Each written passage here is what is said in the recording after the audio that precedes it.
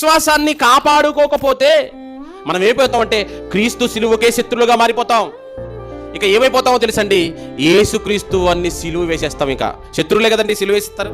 ఒకనాడు పరిసయ్యులు శాస్త్రులు యేసుక్రీస్తు అన్న అప్పచెప్పాలి, ఆయన సిలువ వేయాలనుకున్నారంటే యేసుప్రభుని శత్రువుగా భావించారు కదా వాళ్ళంతా. అదే నీతిమంతులైతే, అదే విశ్వాసులైతే, అదే దేవుని యందు భక్తి కలివారైతే ఎవరిని అడుగుతారు? ఒక్కనాడు అడిగిందా మాకు యేసుప్రభు కావాలని నేను చేతులు ఎత్తుతున్నానని ఒక్కరిని ఎత్తిండా?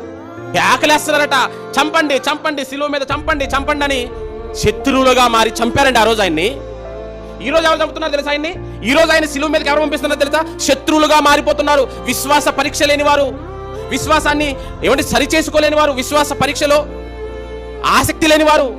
నా విశ్వాసం ఏంటి, నా జీవితం ఏంటి, నాలో అసలు క్రీస్తున్నాడా, నేను నమ్మిన క్రీస్తు చెప్పినట్టుగా నేను బ్రతుకుతున్నానా, ఆయన జీవితం నేను కలిగి ఉన్నానా అని ఎవరండి పరీక్షించుకుంటున్నారు?